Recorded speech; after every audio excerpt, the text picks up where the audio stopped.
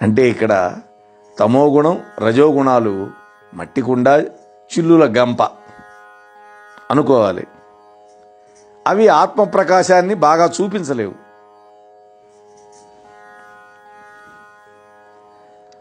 అయితే సత్వగుణం నిర్మలం కావటం వల్ల ఆత్మప్రకాశాన్ని గాజు గ్లాసులోని దీపంలాగా ప్రకాశమానంగా ఉంటుంది. అయినా గ్లాసు కూడా ఒక ఆవరణమే కదా, దాన్ని కూడా పూర్తిగా తొలగిస్తే దివ్యజ్యోతి యొక్క స్వయం ప్రకాశం మనకి కనిపిస్తుంది. కాబట్టి సత్వగుణం కూడా ఆత్మజ్ఞానానికి ప్రతిబంధకమే. అంటే 3 గుణాలు విడిచిపెడితేనే అత్తిరి కావాలి మనం కూడా. అప్పుడు మనకి పరమాత్మ దత్తుడిగా వస్తాడు, ఆత్రేయుడిగా. ఇది దాంట్లో ఉన్న అంతరార్థం. అయితే తమోగుణం రజోగుణాల యొక్క ఆవరణాల కంటే కూడా ఈ సత్వగుణం ఆవరణ ఉన్నా కూడా ఎంతో మేలు. ఈ సత్వగుణం అనామయమైంది. అనామయం అంటే ఆమయం అంటే రోగం, రోగరహితమైంది, దుఃఖ మాలిన్యాలు ఉండవు. కాబట్టి దీనివల్ల సుఖము జ్ఞానం రెండూ లభిస్తాయి ఈ సత్వగుణం వల్ల. ఇక్కడ సుఖం అంటే ఆత్మానందం కాదు, జ్ఞానం అంటే ఆత్మజ్ఞానం కాదు. సత్వగుణం వల్ల ఇంద్రియజన్యమైనటువంటి ఖండ సుఖం వస్తుంది, అఖండ సుఖం కాదు. వృత్తి సంబంధమైనటువంటి ఖండ జ్ఞానం మాత్రమే వస్తుంది, అఖండ జ్ఞానం వచ్చే అవకాశం లేదు.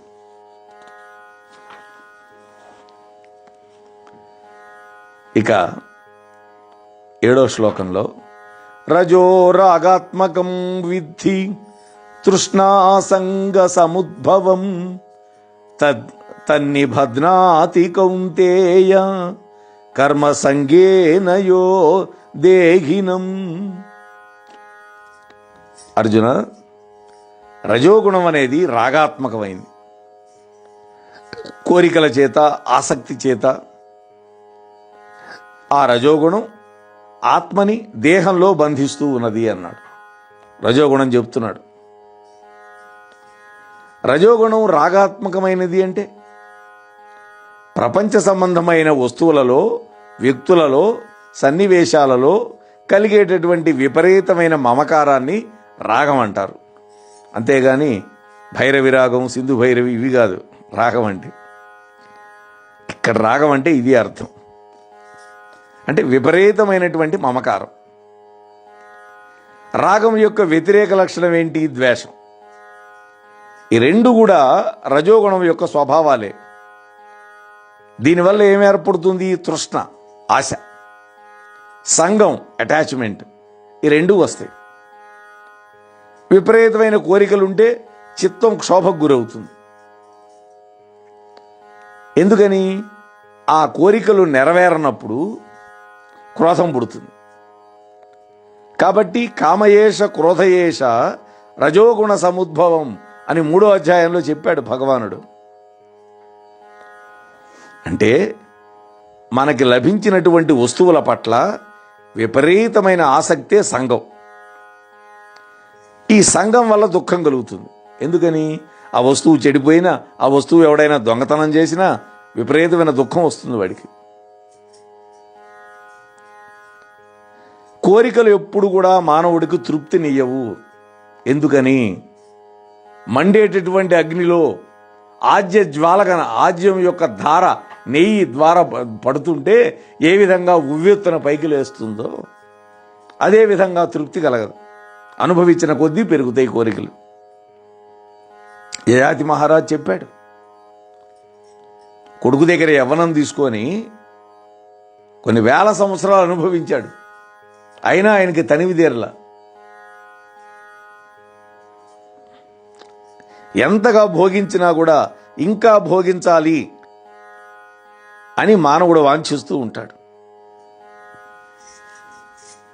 కామక్రోధాల వల్ల మానవుడు చేసేటటువంటి అవినీతి, దురాచారం, దుర్మార్గం ఇవన్నీ వర్ణన చేయలేం మనం. అయితే ఈ రజోగుణాన్ని సత్వగుణంతో జయించాలి. ఇక తమో గుణం గురించి చెప్తున్నాడు భగవానుడు.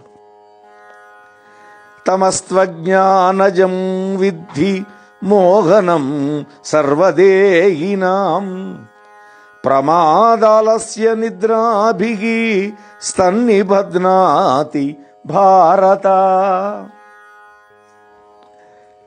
అర్జున, అన్నిటికంటే తమో గుణం అత్యంత నికృష్టమైంది. దీనివల్ల సమస్త ప్రాణికోటులు మోహపరవశులు అవుతారు. జీవుడు ఈ తమో గుణము యొక్క చెడ్డ ప్రభావం వల్ల పతనం పొందుతూ సంసారంలో గాఢంగా బంధింపబడతాడు. ఇక్కడ తమో గుణం అనేది అజ్ఞానం వల్ల కలుగుతుంది. ఇది సమస్త ప్రాణులని మోహంలో ముంచిపడేస్తుంది. ఈ తమో గుణం వల్ల మానవుడికి మర్చిపోవటం, సోమరితనం, నిద్ర ఇవన్నీ కలుగుతాయి. జీవుణ్ణి గాఢంగా బంధిస్తుంది. అయితే తమో గుణం యొక్క భయంకరమైన లక్షణాలు, దుర్లక్షణాలు 3 చెప్పాడు ఇక్కడ పరమాత్మ. 1 మరపు. అంటే ఏం మర్చిపోతాడు వీడు? కర్తవ్య కర్మలను మర్చిపోవటం, చేయాల్సిన పనులు చేయడు, మర్చిపోతాడు అవి. ఎవడు తాను చేసే కర్మలను చెయ్యకుండా మర్చిపోయాడని చెబుతాడో వాడిలో తమో గుణం ఎక్కువగా ఉందని మనం గ్రహించాలి. 2వది సోమరితనం. ఏ పని చేయకుండా మాంద్యంగా ఉండటం అనేది దీని స్వభావం. తాను చేయాల్సినటువంటి విద్యుక్త కర్మలని తనకు తెలిసి కూడా వాటిని చెయ్యకుండా ఆలస్యం చేస్తూ ఉండేటువంటి లక్షణం తమో గుణం. ఇవాళ చేయాల్సింది రేపటికి వాయిదా వేస్తాడు. రోజు రేపు రేపు అంటాడు. అన్ని పనులు వాయిదా వేస్తూ ఏ పని చేయకుండా మొద్దుతనంగా ఉంటాడు. శారీరకమైన మానసికమైన స్తబ్దత్వం ఏదైతే ఉందో అది ఈ తామస గుణ లక్షణం. ఇక 3వది నిద్ర. ఇది తామస గుణం ఉండేవాడికి ఉండే ఒక లక్షణం. వీడేం చేస్తాడు? విధి విరామం లేకుండా నిద్రపోతాడు. వేళాపాళా ఉండదు నిద్రకి. కూర్చొని కూడా కునికిపాట్లు పడుతుంటాడు. జపం చేసేటప్పుడు, ధ్యానం చేసేటప్పుడు, అలాగే పురాణాలు వినేటప్పుడు ఎప్పుడన్నా చూడు వీడికి గాఢ నిద్రే. పగలుండదు, రాత్రి ఉండదు. కుంభకర్ణుడికి తమ్ముళ్లాగా ఉంటాడు వీడి పరిస్థితి. అంటే నిరంతరము నిద్రపోవాలి అనే ఆసక్తి ఎవడికి ఉంటుందో వాడికి తామస గుణం ఉన్నట్టు చెప్పుకోవాలి. మరి తమో గుణాన్ని ఎట్లా జయించాలి అంటే రజోగుణంతో తమో గుణాన్ని జయించాలి. ఇక ఈ త్రిగుణ స్వభావాన్ని చెప్తున్నాడు పరమాత్మ 9వ శ్లోకంలో. సత్వం సుఖే సంజయతి రజః కర్మణి భారత జ్ఞానమావృత్యతు తమః ప్రమాదే సంజయచ్యుత. అర్జున, సత్వగుణం సుఖాసక్తి వల్ల, రజోగుణం కర్మాసక్తి వల్ల జీవుణ్ణి సంసారంలో బంధిస్తాయి. అంతేకాకుండా తమోగుణం జ్ఞానాన్ని పూర్తిగా మరుగుపరిచేసి ప్రమాదం, ఆలస్యాలతోటి జీవుణ్ణి గాఢంగా బంధించేస్తుంది అన్నాడు ఇక్కడ. ఈ 3 గుణాలు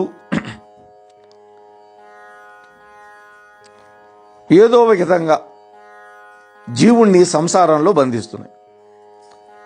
వీటిలో సత్వగుణం అనేది ప్రకాశం కావటం వల్ల అది ఎటువంటిదయ్యా అంటే బంగారపు సంఖ్యల లాంటిది. అది కూడా సంఖ్యలే, బంధనమే. కానీ బంగారంతో చేసినంత మాత్రాన వీడినేమైనా విడిచిపెడుతుందా? శాస్త్రాధ్యయనం, గ్రహణం వల్ల, ప్రాపంచిక సుఖాసక్తి వల్ల జీవుణ్ణి బంధిస్తూ ఉంటాయి. ఫలాసక్తితో కూడినటువంటి కామ్యకర్మల వల్ల రజోగుణం ఏం చేస్తుంది? జీవుణ్ణి బంధించేస్తుంది. అంటే ఈ వ్రతం చేస్తే ఇది, ఈ నోము నోస్తే ఇది అనేటువంటి ఒక ఆశ మనిషికి అదేం చేస్తుంది? రజోగుణం అది. తమోగుణం వల్ల నిద్ర, ఆలస్యం, ఈ రెండింటితో కూడి జీవుణ్ణి జడత స్థాయికి తీసుకుపోయి పతనం చేసి పారేస్తుంది. సర్వద్వారేషు దేహేస్మిన్ ప్రకాశ ఉపజాయతే జ్ఞానం యదా తదా విద్యాత్ వివృద్ధం సత్వమిచ్యుతాం. 11వ శ్లోకం. శరీరంలో ఉన్న అన్ని ఇంద్రియ ద్వారాల నుండి ప్రకాశవంతమైనటువంటి జ్ఞానం విస్తరిల్లుతూ ఉంటుందో ఆ సమయంలో సత్వగుణం జీవుడి యందు విశేషంగా వృద్ధి పొందుతుంది అని గ్రహించు అంటున్నాడు. ఈ శ్లోకంలో సత్వగుణం ఒక వ్యక్తిలో వికసించి ఉన్నప్పుడు అతడి ప్రవర్తన ఎట్లా ఉంటుందో చెబుతున్నాడు. మానవుడి యొక్క కర్మాచరణాన్ని బట్టి, ప్రవర్తనను బట్టి, శీలాన్ని బట్టి అతడిలో ఏ గుణం ఉందో, ఏ గుణం విస్తరించి ఉందో మనం తెలుసుకోవచ్చు. సత్వగుణం ఒక వ్యక్తిలో చక్కగా ప్రవర్తిల్లుతూ ఉంటే అతని యొక్క అన్ని ఇంద్రియ ద్వారాల నుండి జ్ఞానమే ప్రభాసితం అవుతుంది. అంటే సర్వేంద్రియాలను జ్ఞానదాయకములైనటువంటి సాత్విక పుణ్యకర్మలను చేస్తూ ఉంటాడు వాడు. అతడి నేత్రాలు పుణ్యపురుషులను దర్శించు, భగవంతుని దర్శిస్తూ ఉంటాయి. అతని నోట్లో నుండి సత్యభాషణం, అతని చెవులు పుణ్యకథలే వింటూ ఉంటాయి. అతని నోరు భక్తి గీతాలను గానం చేస్తూ ఉంటుంది. సద్గ్రంథాలను పఠిస్తాడు. సాత్వికమైనటువంటి ఆహారం తీసుకుంటాడు. పుణ్యకార్యాలు చేయటానికి చేతులు ప్రయత్నిస్తూ ఉంటాయి.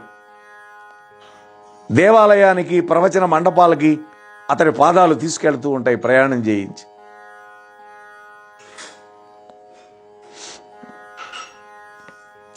ఇక రజోగుణం అధికంగా ఉంటే జీవుడి యొక్క స్థితి ఎట్లా ఉంటుందో చెబుతున్నాడు. రజోగుణం గనక వృద్ధి పొందుతూ ఉంటే లోభత్వం, కర్మాసక్తి, కామ్య నిషిద్ధ కర్మారంభాలు, చిత్తము యొక్క వికలత్వం, దురాశ మొదలైన లక్షణాలన్నీ ఉంటాయి వాడికి. లోభం అంటే ఏంటి? త్యాగం అనేది ఉండదు, అదే లోభం. తనకు దగ్గర ఉన్నటువంటి ధనధాన్యాలను కొంచెమైనా ఇతరులకు ఇవ్వకుండా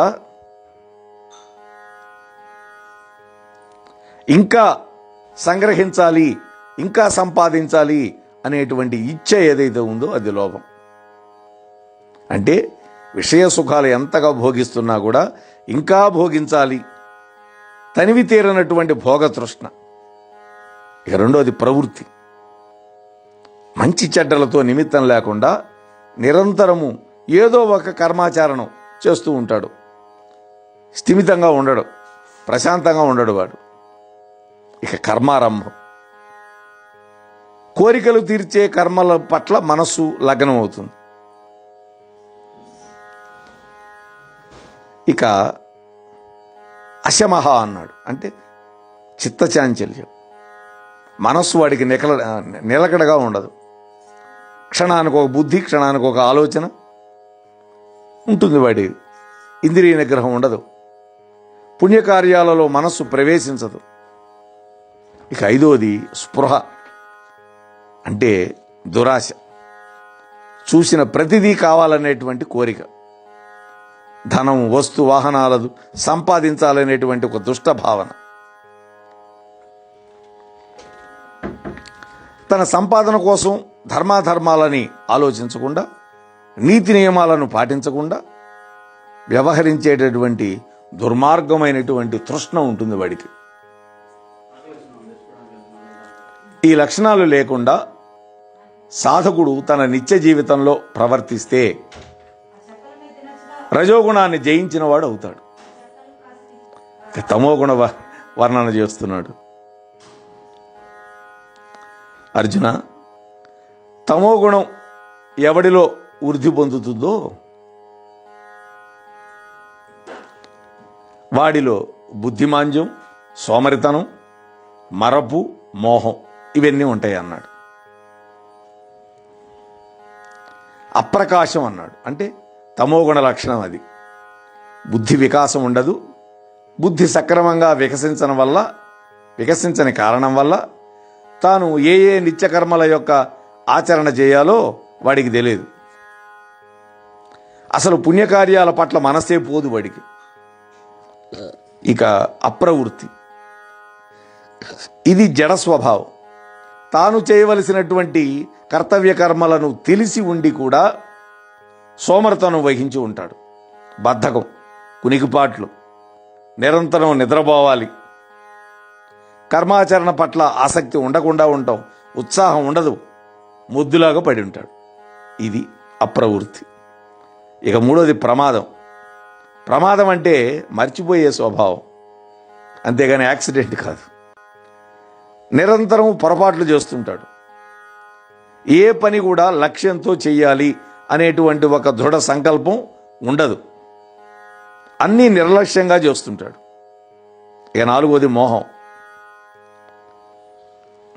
వీడికి మోహం ఉన్నవాడికి మంచి పనులన్నీ చెడ్డ పనులుగా కనిపిస్తాయి, చెడ్డ పనులన్నీ మంచి పనులుగా కనిపిస్తాయి.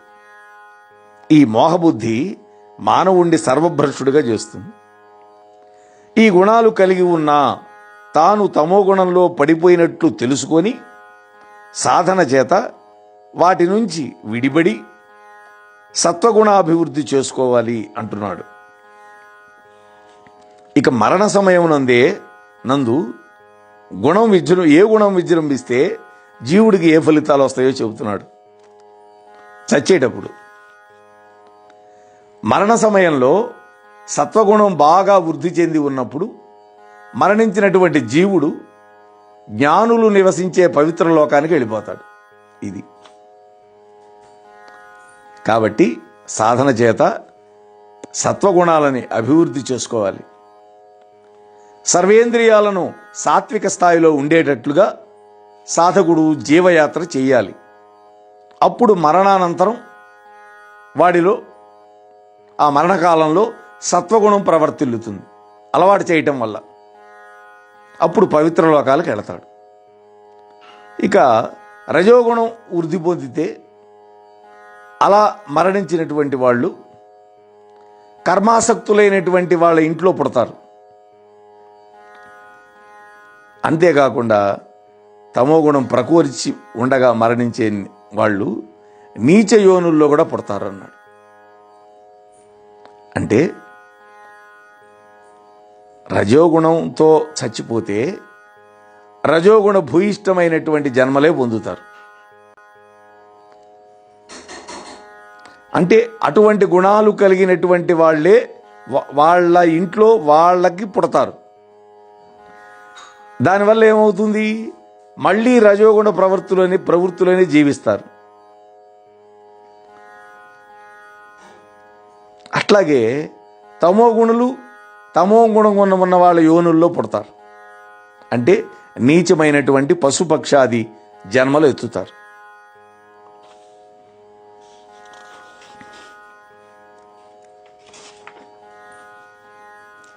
ఇక